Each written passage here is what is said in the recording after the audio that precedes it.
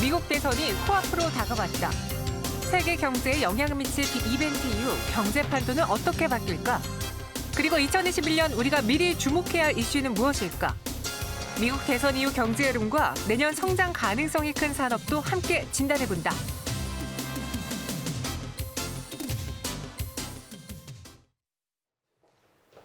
네, 와이드 경제 시간입니다. 앞서 이제 김준호 매니저가 언급했다시피 시간에서 애플의 주가가 하락을 했습니다. 실적 부분에서 다소 실망스럽기 때문인데요.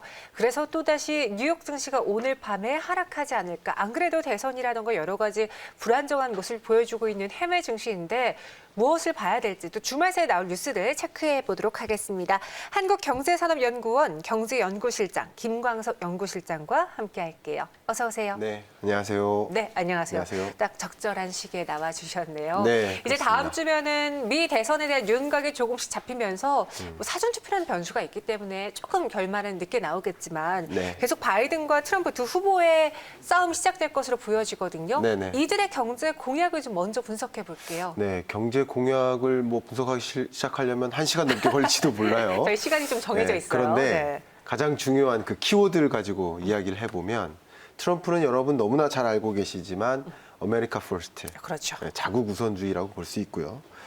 다만 바이든은 그냥 자국 우선주의가 아예 없는 것은 아니고요. 바이 아메리카라는 키워드를 갖고 있습니다. 이게 무슨 차이냐면 이제 트럼프 같은 경우는 자국 우선주의로서 다른 나라를 다 왕따 돌리거나 다른 나라랑 다 싸우는 모습인데 네. 바이든 같은 경우는 가장 두드러지는 게 미국 제품을 우선시 구매하는 결국 다른 나라 제품을 배척하는 컨셉의 트럼프와는 조금 차이가 있지만 바이든 같은 경우는 기본적으로 자국 나라의 여러 가지 예를 들어 철강이라든가 여러 부품들을 우선 구매하도록 요구하는 그런 방식이다. 그래서 오바마 대통령의 정책 의사결정이랑 좀 방향성은 매우 유사하다.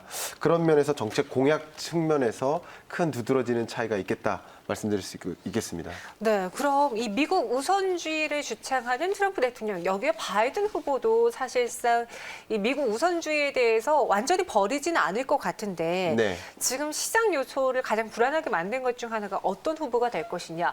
바이든 후보가 당선돼서 정말 모든 정책들을 싹 다 바꿀 것이냐. 그 점이 가장 불안하잖아요. 네. 그러면 우리는 대선 결과가 나올 때까지 한동안은 계속 이 불안한 시장을 맞이해야 되는 건가요? 지나갈 수 있는 일이에요?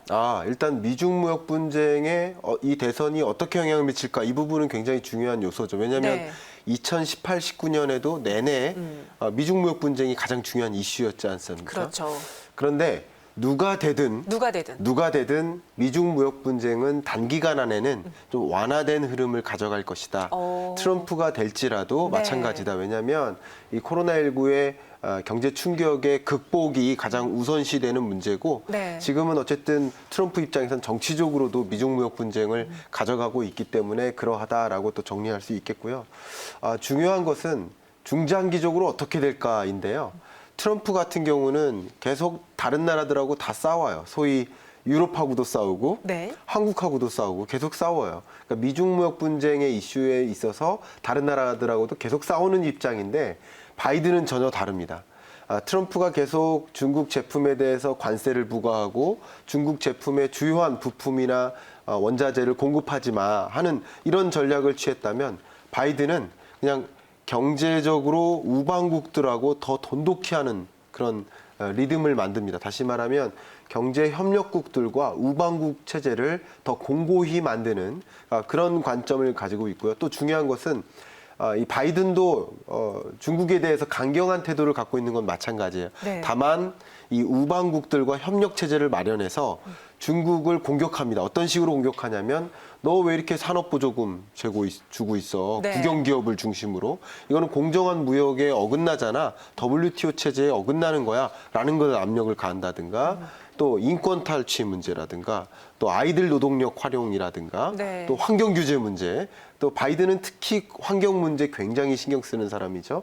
그래서 뭐 미세먼지를 만들고 이산화탄소 저감 안 하는 이런 중국 정부의 대응에 대해서 이런 협력국들과 같이 어떤 입장을 더 강하게 몰아붙이는 그런 방식으로 미중 무역 분쟁이 전개될 것이다. 그러니까 트럼프하고 바이든하고 미중 무역 분쟁은 중장기적으로 이어질 수 있으나 방향성의 차이가 있다. 근데 여기서 꼭 강조하고 싶은 게 있는데요. 네. 바이든이 만약에 되면 한국 입장에서는 중요한 결단을 서야 됩니다. 어떤 결단이죠? 줄을 서야 됩니다. 아, 그러니까 미국 편에 줄을 서게 된다면 네. 그러면 우리가 이미 경험했던 중국으로부터의 사드 보복 사태 이런 것들이 다시 연출될 수 있기 때문에 네.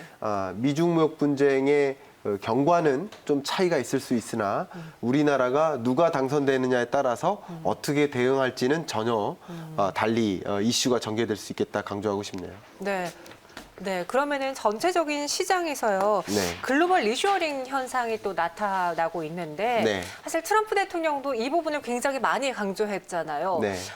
지속될까요? 바이든 후보가 대통령이 된다 해도?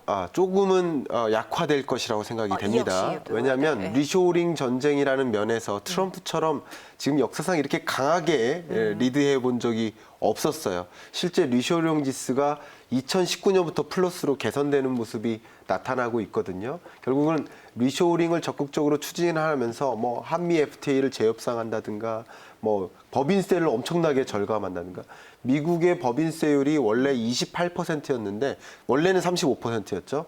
이걸 21%까지 끌어내렸죠, 트럼프가. 근데 이것은 소위 트럼프 입장에서 리쇼링을 추진하기 위해서 기업하기 좋은 나라. 네. 네, 제조하기 좋은 나라. 그래서 파리 기후협약에서도 탈퇴한 유일한 나라가 되지 않았습니까? 그런데 바이든 같은 경우는 법인세율을 다시 올리겠다. 21에서 28%까지 끌어올리겠다. OECD 평균 법인세율이 25%니까요. 28%는 상당한 수준을 올린다는 것인데 기업하기 좋은 나라도 중요하지만 그 기업이 거두는 여러 수익을 국민들에게, 취약계층에게, 임금 근로자에게 전달될 수 있도록, 공유될 수 있도록 하는 것도 중요하다라는 관점이 있기 때문에 네. 바이든이 되면 리쇼링 정책이 트럼프만큼 강하게 이어지긴 어렵다라는 것을 강조하고 싶습니다. 네. 또다시 새해를 맞이하면서 무언가의 정책의 변화가 있을 수 있는 시기에 미 대선 결과까지 더해지면서 시장에서 갈팡질팡 투자자들을 불안하게 만들고 있습니다. 그래서 내년 전망이 더 중요한데 사실 오셔서 저에게 책 한 권을 먼저 주셨는데 네네. 이게 제목이 2020년 경제 전망이에요. 아니, 네. 2021년 경제를 전망해야 되는 거 아닌가요? 예, 원래 2021년 경제 전망 책을 드리고 싶었는데 네. 이게 내일 발간됩니다. 아, 그래서. 예, 저도 아직 못 받았습니다. 네, 그래서 저에게 이걸 주신 거군요. 예, 일단은 작년 책을 드렸고요. 네. 21년 경제 전망 책은 다음번에 뵙게 되면 어. 제가 꼭 드리도록 그 약속하겠습니다. 안에 그러면은 내년을 예측할 수 있는 경제 키워드가 있을까요? 네, 당연히 21년 경제 전망 책에는 그 네. 키워드를 중심으로 20가지를 제시를 했는데 그중에 첫 번째로 여러분들께 꼭 말씀드리고 싶은 게 바로 저금리입니다. 네. 제가 지금 받아들고 계시는 2020년 경제 전망에도 2020년에는 역사상 가장 낮은 저금리로 올 것이다라고 전망했었거든요. 근데 2021년 전망에다가는 뭐라고 했냐면 실제 지금 역사상 가장 낮은 저금리로 왔죠. 우리나라 역사는 말 그대로 홍익인간 이래로 가장 낮은 저금리예요. 네. 그런데 21년에는 지금과 같은 낮은 금리가 계속 유지될 것이다. 네, 저금리 이것이 가장 중요한 경제를 보는 특징이라고 볼 수 있고요. 언택트 얘기는 좀 안 하겠습니다. 그러나 이 언택트를 포함한 뉴딜 정책 이것은 2021년에 매우 중요한 우리 한국의 경기 부양책이기 때문에 네. 디지털 뉴딜, 그린 뉴딜 그리고 뉴딜 펀드 같은 것들도 여러분 관심 갖고 투자 의사 결정하시면 좋겠다 강조하고 싶고요. 네. 세 번째로 강조할 키워드는 바로 데이터 경제입니다. 지금까지는 이 세계 경제가 리드하는 그 기업 자체가 주로 제품의 경쟁력, 서비스의 경쟁력을 가지고 그 기업의 경쟁력이 결정되는 그런 시대였는데 이제 앞으로는 누가 더 데이터를 수집하고 분석하고 네. 그걸 활용하느냐에 따라서 차별화된 서비스를 제공할 수 있기 때문에 데이터 경제는 데이터를 활용할 줄 아는 기업들이 리딩하는 그런 모습으로 전개될 것이다라는 것을 강조했죠. 네. 20가지 다 하고 싶은데 그냥 일단 세 가지만 하도록 하겠습니다. 네, 이제 김광석 실장이 꼽은 2022년 경제 키워드 20선에서 3개만 한번 추려봤습니다. 저금리, 뉴딜, 데이터인데 이 중에서 지금 투자자분들이 가장 주목하고 있는 키워드는 뉴딜이거든요. 네. 국내에서도 뉴딜 정책이 나오고 있고 네. 또 해외에서도 그린 뉴딜과 같은 추세가 이어지고 맞습니다. 있고 이 뉴딜 정책으로 무엇을 봐야 될지 내년에 가장 크게 수혜를 볼 수 있는 산업같이 같이 들어볼까요? 네, 이 디지털 뉴딜과 그린 그린 뉴딜을 뉴딜. 합해서 이제 한국판 뉴딜이라고 볼 수 있겠는데 네. 이 디지털 뉴딜은 방금 말씀드렸던 이 데이터 경제를 더 가속화하는 거죠. 네. 그리고 5G 인프라뿐만 아니라 디지털 인프라, 데이터 댐도 포함되죠. 인프라를 엄청나게 확대 보급하는 과정에서 다양한 디지털 인프라 수요가 증진될 수밖에 없습니다. 또 그린 뉴딜 사업을 이행해 나가는 과정에서 태양광, 또 태양열, 수력, 그리고 풍력과 같은 신재생에너지 인프라가 굉장히 빨리 확대 보급되고 ESS 에너지 저장 장치죠. 이것도 같이 맞물리면서 확대 보급됩니다. 우리 수소 자동차도 많이 늘려야 될 텐데 이 수도권에 수소 충전 인프라가 세봤더니 6개밖에 안 됩니다. 네. 그러면 수소차 타기 어렵잖아요. 그러니까 수소차 타기 좋은 환경으로 만들기 위해서 수소 충전 인프라, 전기 충전 인프라를 더 많이 확대 보급하고요. 이런 것들을 통해서 그린 뉴딜 사업을 이끌어 나가는데 당연히 많은 기업들은 이 부분에 대해 집중적인 투자가 이행될 수 있고요. 지금까지 특히 2020년 이 중반기까지 기업들이 어디에 투자해야 될지 모르는 그리고 이 혼돈의 도가니에서 굳이 투자를 해야 되라는 투자 경색이 이루어졌는데 기업들이 적극적으로 투자할 만한 그런 방향성이 주어졌다. 특히 정부의 여러 예산 지원과 R&D 자금 지원 이런 것들이 맞물리면서 기업들이 적극적으로 투자를 단행하는데 그런 영역이 주로 지금 한국판 뉴딜 사업에 있다. 그런 관점에서 기업들의 투자 불확실성이 완화되고 또 투자가 이제 플러스로 반등하는 그런 흐름을 우리가 예상해 볼 수 있겠다라는 것을 말씀드리고 싶습니다. 네, 이렇게 그린 뉴딜, 한국판 뉴딜, 데이터 뉴딜까지 이야기를 들어봤습니다.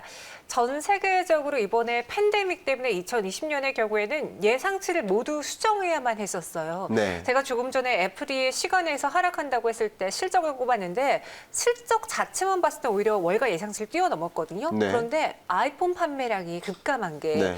팬데믹 때문에 많은 분들이 수요가 줄어들었잖아요. 네네. 내년에는 좀 달라질 수 있을지 이 팬데믹을 타개할 만한 경제 키워드는 무엇이 될 수 있을까요? 팬데믹을 타개할 만한 그 경제 키워드는 투자 진작입니다. 투자 말 진작. 그대로 네. 경제가 이미 회복되는 국면으로 전개되고 있죠. 그거는 거의 정확한 사실입니다. 수출도 플러스로 반등하고 소비자 심리 지수나 도소매 판매 이런 여러 지표들이 반등하는 흐름을 거의 뚜렷하게 보이고 있습니다. 그래서 2021년에는 뚜렷한 반등세가 나타날 것이다. 2.9에서 3.0%까지의 뚜렷한 회복이 나타날 것이라고 보고 있습니다. 그러면은 이런 변화되는 기존 경로에서 충격에서 이탈하는 이런 2021년 경제에는 어떤 신산업에 누가 먼저 더 적극적으로 투자를 진행하느냐에 따라서 기업의 사활이 결정될 수밖에 없기 때문에 그런 관점에서 어떤 기업들이 어떤 신산업을 더 적극적으로 영위하는지를 관심 가져볼 필요가 있지 않을까 그런 것들을 강조하고 싶네요. 네, 투자 진작을 이야기해 주셨습니다. 지금까지 김광석 경제연구실장과 함께했고요. 여기서 인사드릴게요. 오늘 말씀 고맙습니다. 네, 감사합니다.